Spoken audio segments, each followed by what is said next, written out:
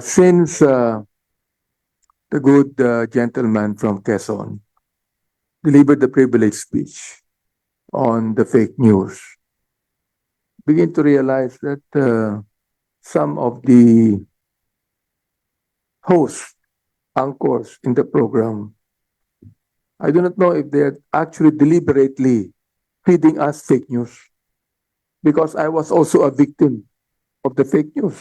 I think that Madam Badoy knows about that, isn't it? No, I was a victim. You know that.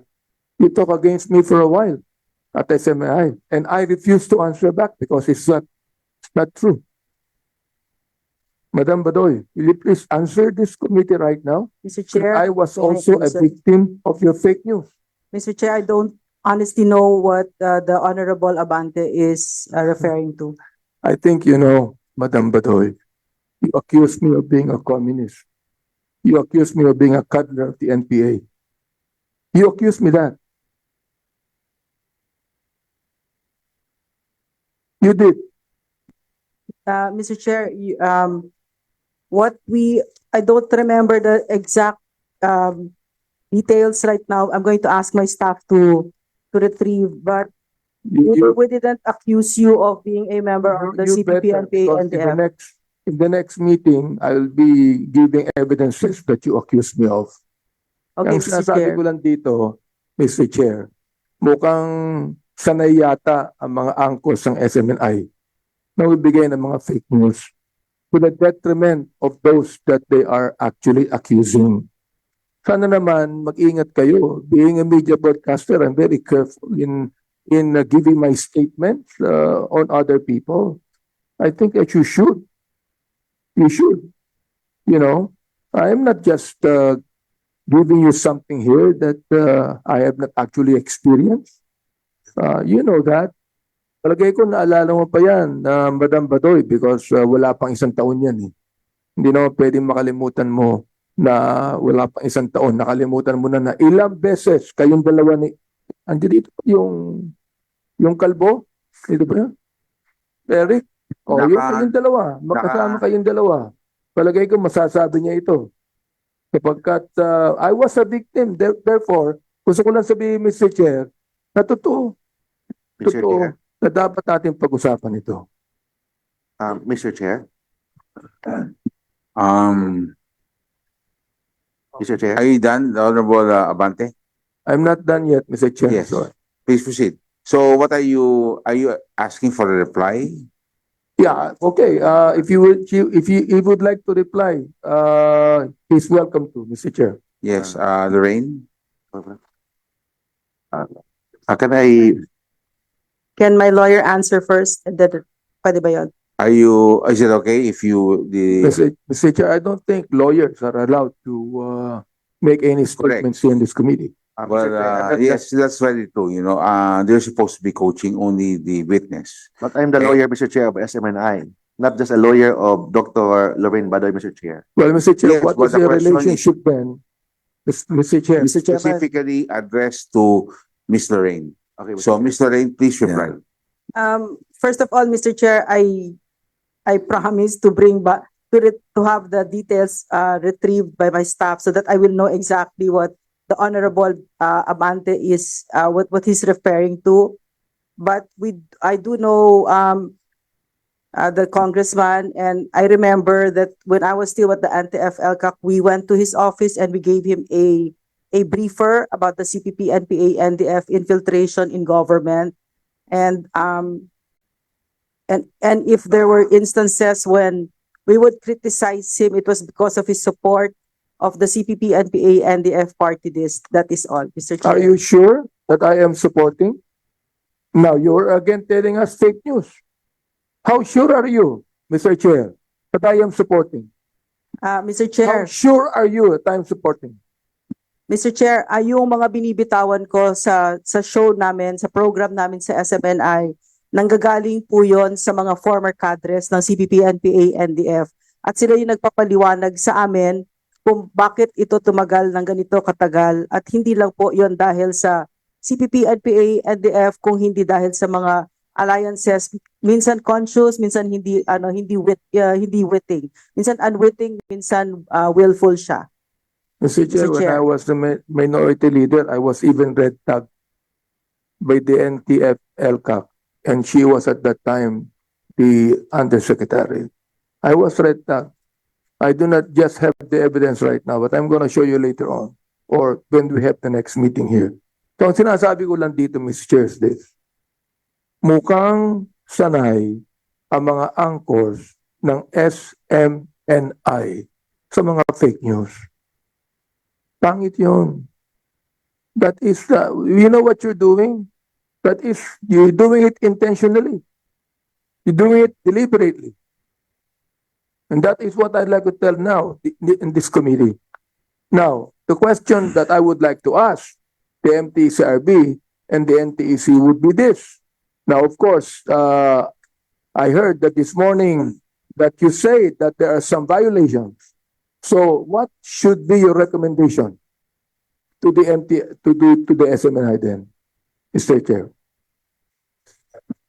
To the MTSCB. Yes, sir. We are conducting an investigation also, and we have asked them to appear before us, and it's scheduled for this Thursday, the hearing with the entity concerned, SMNI and their producers of the Bayan, the second Laban kasama ang bayan. Yes. So after the investigation, Mr. Chair, that you're going to give us the report of the investigation, this committee? We can provide the committee with the whatever would be the findings, the resolution we have. You do not have any recommendation yet, Mr. Chair. Yun. How about the NTC? I'd like to ask the NTC, Mr. Chair, about that. He is recognized. Thank you, Mr. Chair. As we have reported earlier, the NTC has a pending administrative case against the SMNI. It has already been heard, and the same is for decision already to be issued by the NTC, Your Honor. Ang problema kasi, Mr. Chair, kapag mayroong ganyan mga fake news na yan, yung mga tao na naniniwala sa kanila, baka biglang gumawa yan ng gulo. O baka biglang gumawa sa akin ng anuman na ayaw ko. That's the reason why sana, maging careful kayo. Hindi naman kayo militar. Hindi naman kayo Philippine National Police. O, mga broadcaster din kayo. Dapat totoo ang sinasabi nyo dito. At dito rin sa committee ito. Totoo dapat ang sinasabi ninyo. The fact that you accuse me of being a cadre of the communists, there's an evidence about that, Mr. Chair. That is what I would like to say. And I am a witness because I am also a victim. If there's any congressman here who is with the majority, who is the victim of your fake news, it's Benny Abante, a good friend and not roommate of Attorney Suplico. Mr. Chair, may I respond? Thank you very much, Honorable Abante. Yes, Mr. Rain. Yeah. How do I say this? Mr. Chair, unang-una sa lahat, humihingi ako ng paumanhin kay Congressman Abante. Hindi po ganun yung intent na manakit. Hindi po yon. Ang intent talaga dito, tapusin na yung CPP, NPA, NDF, napakatagal na. Ito na yung pinakamatagal na insurgency sa buong mundo. So, I want to respond also to Congressman Abante when he used the word red tagging because there is no such thing. That word was made up by the CPP, NPA, NDF, and it is a tool that they use to silence those of us who speak the truth about them. And in fact, our courts, all the way up to the Supreme Court, have already ruled very clearly that there is no danger to life, liberty, and security when you're identified as a member of the CPP, NPA, and if pwede po kong ibigay yung dokumento na yun po, Mr. Chair, yung mga rulings ng Court of Appeals, ng Regional Trial Court, kasi nga po sa unang sinabi ko, sa laban na ito, niyakap na namin ang mga banta, ang mga ang mga kaso para patahimikin kami. Mr. Pero Chair, hindi po may I namin interject, intent please? ang The saktan. Honorable Yes. Benny Abante has the floor. Okay. Ako'y nagpapasalamat siya nag-apologize dito. Pero ang gusto kong marinig dito, Mr. Chair, is this. What you did and what you are doing is offensive and deliberate, and that you have endangered even my own life. You have. And you are hiding the cloak of the powers that be. Mr. Chair, can I? May I respond? Yes. Attorney, Mr. Chair, Mr. Rain, may tanong po ako. I am not Please state. angry. Yes. I am just dynamic and passionate and excited in saying this. Thank you very much, the Honorable Benny Abante. I noticed that, especially when you took, you made reference to Rolex, Attorney Rolex being a roommate. I know how passionate you were of the Honorable Fernandez. But you know, I And have I a am not a question. roommate, Yes, Mr. you were Chair. I not. do Yeah. not know the meaning of the word roommate, but Okay, he's a very good friend. okay. Ang mahirap, Mr. Chair, Ano may ba? relationship na binanggit si Juan, si Yeah. Dan Fernandez. Correct. Yun ang medyo, Yun ang question ko. yeah, yun ang gusto ko malaman. Chairman, may I reply?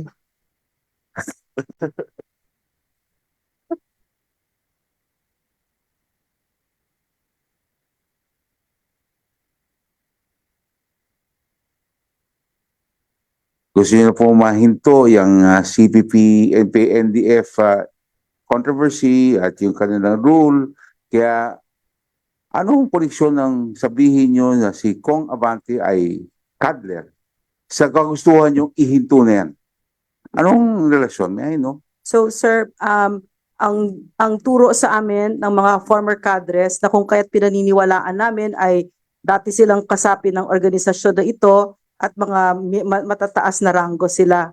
Kasama dito ang security cluster, intelligence cluster, AFP, PNP. So bakit namin sinasabi na why do we need to name yung mga kaibigan ng CPP, NPA, NDF? Kasi po doon tayo nasaktan yung pag-co-op nila ng mga, minsan pa nga maraming beses inosente. As I said earlier, ako graduate ng UP, ganun din ako sir, matagal akong nagde-defend sa kanila Opo. kasi magaling Okay, sila. so Yeah. ano nga? Ano ang relasyon? How do you end it? By making an accusation No. and now the Honorable Abante is categorically saying he is not. No sir, And it is, then how do you end something like that? Every time na may marinig ka, you will make that blatant accusation? no sir, very very important when you name and when you identify that you stand on solid ground. Pag sinabi mo na ito ay miyembro ng CPP, NPA, NDF, No. to answer your question, how do we end? Yeah, does that end? by saying that Congressman Abante is a cuddler. That was Mr. said. Then your Mr. first Chair. response was you want to end it. That's why you had to Yeah. do it. Mr. My Chair, question, I cannot see the relationship of that Ay. statement. How does that work? Mr. How Chair, how can I how just say something here Yes. before you would Yeah. answer? Because of your accusation, no? Anong sabi ni Pastor Apollo Quiboloy sa akin? Ito, ikundinya nga ninyo ang gawa ng CPP, NPA, NDF. Ito na ang gawa ng NPA na armed group. Pag hindi ninyo makundina yan, Mayor Magalong at Congressman Abante, hindi red tagging ito. Kasabwat kayo at nagtaksil kayo sa taong bayan. Now, tanong, saan nakuha ni Pastor Paulo Quiboloto? Saan niya nakuha? Sa inyo. Pwede ko pong sagutin, Mr. Yes. Chair. So, Please. That's a good question. Yes. yes, Mr. it's a Ray. very good question. So, Mr. Chair, ang sagot po doon, ang tinuro sa amin ng mga kadre, mga dating kasapi dyan, parang gold standard ng CPP, NPA, NDF yung magkondena kasi bawal sa kanilang konstitusyon yon. So, gold standard yon para ma-identify mo. So, to move forward to Congressman Abante's question, anong koneksyon niya dito, di ba? Anong koneksyon niya? So, ang ang turo sa amin, kaya ito tumagal kasi co-opted. Hindi mo alam na you are already defending and aligning with the CPP, NPA, NDF, and how it ends is at the end of it all kasi, Mr. Chair, is propaganda to recruit our children. Yes, sir. Mr. Chair. Mr. Chair. Yung sinabi nyo, binitawan yung salta, tapos hindi po tama. Okay. Hindi ba ho nakakaawa yung naakusan? Yeah. Mr. Chair, can I answer? Yes, please. Can I answer? So, ang pagkakaalala ko, hindi ko alam masyado yung details ngayon, pero ang pagkakaalala ko, yung kung bakit nasabi yon tungkol kay Congressman Benny Abante ay dahil merong final na bill ang CPP, NPA, NDF party list at isa siya sa nag-co-author. So ang turo sa amin, no, ang turo sa amin ng mga kadre at saka ng intelligence sector, mga AFP, PNP, ito yung kung bakit tumatagal na nagagamit yung mga totoong kongresista natin, yung mga totoong nagmamahal sa Sino bayan ba? as cover. Pwede ko malaman, sino po ang kongresistang nag-file ng bill na gano'n at nag-co-author siya? Are you referring to any block in Congress? The Makabayan Block, Mr. Chair, that is the official stand of the NTF-ELCAC, that the Makabayan Block is a front of the CPP, NPA, NDF. Official stand. Anong po bill yan. po yun, Mr. Chair? Ano pong bill yun? Po. Ano pong bill? Nag-co-author which bill? po siya. Sabi niyo Mr. nag-co-author po siya, kaya niyo Oo. inakusan. Ano pong bill yun? Mr. Chair, pwede bang, yun yung hindi ko nga maalala, Mr. Chair. So kung pwede ba sa next meeting, Okay. sa next hearing, Sige dadalhin ko po, Mr. Yan po Chair. yung tatanungin po natin, ha? Yes, Mr. Chair. Salamat po sa inyo. Yes, Mr. Chair. Thank you. Okay. Sa sunod na hearing. Okay. The Honorable Paduano is, Honorable Paduano, sige po, kayo po muna magtanong bago si Congresswoman Stella Kimbo. Anyway, Mr. Chairman, unahin ko lang, no, bago ko balikan si Madam Badoy, with regards to the issue that was raised by Congressman Abante, kasi medyo may exigency to, Mr. Chairman, because the committee will maybe rule, no, on the franchise of SMNI. Now, dun sa NTC, MTRCB, tsaka sa KBP. KBP muna po. KBP, they withdraw their membership as just today. Tama? We are informed of that. I was informed just this morning. Okay, they withdraw. We were informed that they withdrew. Okay. Now, but there is a pending case. There is a pending complaint with the KBP with regards to SMNI. We received a copy of the complaint this morning also. Your This morning also.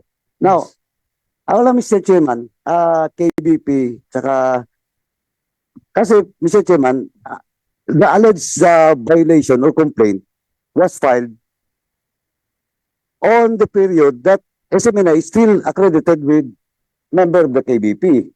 So, yung withdrawal ng KBP, actually, will not, with the SMNI with KBP, will not hold water with regards to this investigation. Now, kasi ang alleged violation or complaint was filed during the period na and was committed, allegedly committed, nung period na nasa KBP pa ang membership nila. So, Mr. Chairman, with the KBP, NTC at saka yung MTRCB, can we get the commitment of MTRCB, KBP, and NTC? Kasi may exigency ito because that will also support and guide this committee with regards to your decision with regards to complaints that was filed. So can you, Mr. Chairman, can we get the commitment of the three agencies na not later than next week? May resolution na ba yan? Then please submit it to the committee. Mr. Chair,